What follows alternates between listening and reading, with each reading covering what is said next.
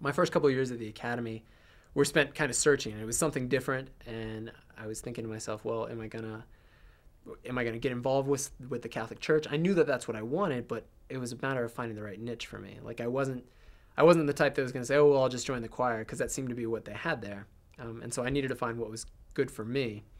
And it wasn't until like the end of my sophomore year when I had a personal invitation.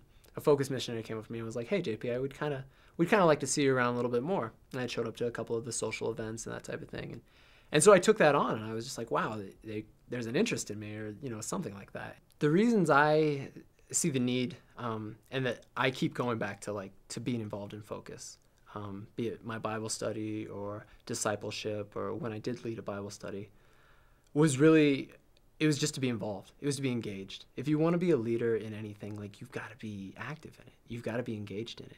If we're in college now, we're thinking to ourselves, okay, the next step is the real world. You go into a job and you go into something else.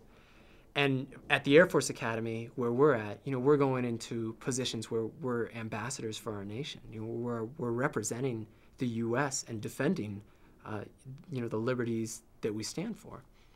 And so what's really important for us and for a lot of universities is that character building aspect. A future second lieutenant or a future, business major or whatnot, going out into the real world, like, we've got to have character. We have to step up and jump into this world with something of foundation.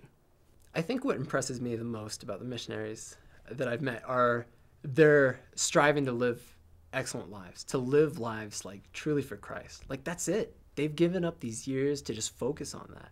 And yes, it's very formational for themselves, but and their whole mission is to build others. But at the same time, like, you look at their lives and they're working so hard to do that, to live genuinely for Christ and to really understand what it means on a bigger world level, to build that kind of character.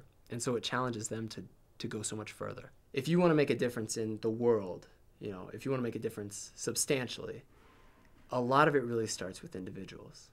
And Focus has a great model for that, within discipleship. They don't go for this huge systematic change, which you're going to have to, adjust everything. But they say, no, let's get to the hearts of people and let's try to transform people individually. And it's a fantastic model based on Christ and his discipleships.